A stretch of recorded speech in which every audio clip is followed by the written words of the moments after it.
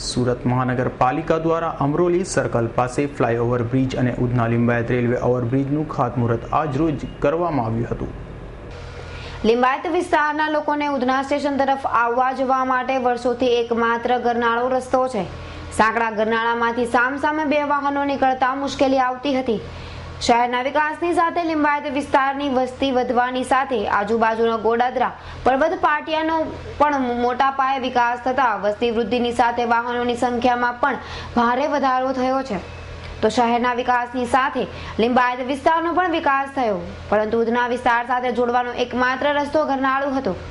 Railway ગરનાળા પર આખો દિવસ ટ્રાફિક જામની સમસ્યા કાયમી બની હતી.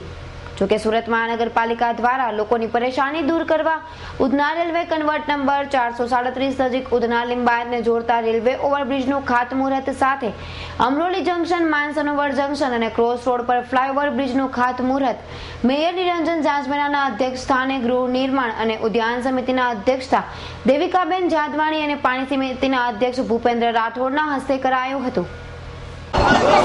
ઉધના અને લિંબાયત વિસ્તારને જોડતા જે બ્રિજ છે કે આ વિસ્તારની જીવાદોરી છે. હમણાં સુધી એક બોટલનેક હતું અને બોટલનેક હોવાને કારણે એની પ્રગતિ રૂંધાતી હતી.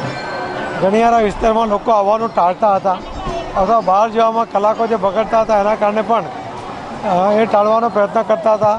એના કારણે શહેરનો સંપર્ક ઓછો હોવાને કારણે એનો વિકાસ ધીમો થતો હતો. પરંતુ આ 110 કરોડ 10 લાખ રૂપિયાના બ્રિજ આ વિસ્તારને વિકાસની ઝડપી ગતિમાં હરણફાળ ભરવામાં ખૂબ મહત્ત્વનો સાબિત થવાનો છે. અને બાકીના એમાં પણ જે રીતે વિકાસના કામો થયા છે, કદાચ એક મોડલ વિધાનસભા ઉધના અને લિંબાયત આ બે વિધાનસભા એ મોડલ વિધાનસભા થઈ શકે રાજ્યમાં, એ પ્રકારની વિધાનસભા બનશે. લોકોને કેટલી સહાયતા મળી છે આજે બ્રિજની? ભરપૂર સહાયતા. આજે ખાતમુહૂર્તમાં હજુ બ્રિજ બન્યો નથી, એના જો ખાતમુહૂર્તમાં આટલા હજારો લોકો ઉમટી પડે એ જ એની જરૂરિયાત પણ બતાવે છે અને લોકોનો રિસ્પોન્સ પણ બતાવે છે. સુરત મહાનગરપાલિકા દ્વારા આજે બે બ્રિજના ખાતમુહૂર્ત, એક અમરોલી ખાતેનો ફ્લાયઓવર બ્રિજ અને આ ઉધના લિંબાયતને જોડતો આરો બ્રિજનું ખાતમુહૂર્ત કરવામાં આવ્યું છે. અને તેની સાથે અન્ય પ્રકલ્પોના પણ લોકાર્પણ કરવામાં આવ્યા છે. આજે 110 કરોડ 10 લાખ રૂપિયાના ખર્ચના ખાતમુહૂર્ત અને લોકાર્પણ થયા છે. સુરત મહાનગરપાલિકા વિકાસના કામોની ગતિ તે જ ગતિથી આગળ વધારી રહી છે અને છેવાડાના માણસોને પડતી મુશ્કેલીઓને નજર સમક્ષ રાખી અને વિકાસનો ફાળ છેવાડાના માણસો સુધી મળે અને શહેરનો સમતોલ વિકાસ થાય. અત્યારે લિંબાયત વિસ્તારમાં આપણે છીએ.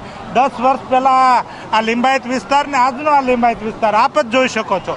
અને અહીંના નગરજનો મહેસૂસ કરે છે, આ વિસ્તારના લોકો મહેસૂસ કરે છે કે અહીંના આદરણીય સાંસદ શ્રી CR પાટીલ સાહેબ, અહીંના ધારાસભ્ય શ્રીમતી સંગીતાબેન પાટીલ અને અમારા ચૂંટાયેલા સૌ નગરસેવકો દ્વારા ભગીરથ પ્રયત્નો કરી અને દિવસ રાત મહેનત કરી અને આ વિસ્તારના નાગરિકોને જીવન જરૂરિયાતની ચીજવસ્તુઓ જે કંઈ છે તે પ્રાથમિક સુવિધાની જે કંઈ જરૂરિયાત છે તે અને તે સિવાયના લોકોના સુખાકારી માટે જે કંઈ ઉપયોગી પ્રકલ્પો હોય તે પ્રકલ્પો મહાનગરપાલિકા તૈયાર કરી અને લોકોને અર્પણ કરી રહી છે, ખાતમુહૂર્ત કરી રહી છે, ભૂમિપૂજન કરી રહી છે. ત્યારે હું આ વિસ્તારના નાગરિકોને ખૂબ ખૂબ અભિનંદન આપું છું. અને આ ઉધનાથી લિંબાયતને જોડતા આ ફ્લાયઓવર બ્રિજ થકી જે ટ્રાફિકની વિકરાળ સમસ્યા છે તેમને છુટકારો થશે અને 24 મહિનાની અંદર આ ફ્લાયઓવર બ્રિજ બનાવી અને લોકોને અર્પણ કરી દેવામાં આવશે. આ લિંબાયત વિસ્તારમાં ઉધના લિંબાયતને જોડતો ઓવરબ્રિજનું અહીંયા ખાતમુહૂર્ત આજરોજ કરવામાં આવ્યું છે. આ વર્ષો જૂનો પ્રશ્ન, લગભગ 20-22 વર્ષ પહેલાંનો આ પ્રશ્ન હતો, એને આજે ખાતમુહૂર્ત તરીકે આપણે કર્યું છે. ત્યારે આ વર્ષો જૂનો પ્રશ્નનો સોલ્યુશન આવી ગયું છે.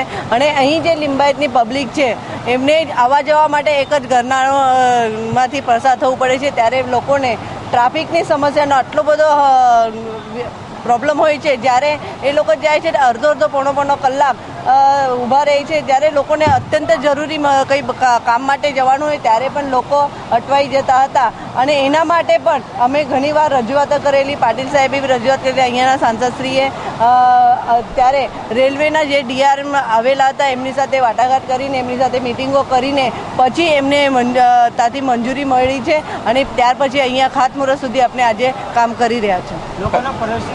લોકોના સપોર્ટ કેવું મળ્યો છે? લોકોનો સહયોગ કેવો રહ્યો છે? હવે જ્યારે હું એમને કહેતી હતી કે આજે આપણા લિંબાયતમાં ખાતમુહૂર્ત છે અને તમારે બધાને જ આવવાનું છે, મારા એક કહેવાથી આટલી બધી પબ્લિક તમે આજે જોઈ હશે, તો આટલી બધી પબ્લિકને મેં જ્યારે મને બોલવાનું કહેવામાં આવ્યું તો મારું એક કહેવાથી આટલી પબ્લિક આવી શકે છે એ જોઈને મારાથી તો બોલવાનું જ બંધ થઈ ગયું હતું. આવી પરિસ્થિતિ થઈ છે. સુરત મનપા દ્વારા યોજાયેલ ખાતમુહૂર્ત વિધિમાં મ્યુનિસિપલ કમિશનર મિની તોરવણે, સાંસદો, ધારાસભ્યો, સ્થાનિક નગરસેવકો અને મનપાના અધિકારીઓ ખાસ ઉપસ્થિત રહ્યા હતા. Bureau report S9 news Surat.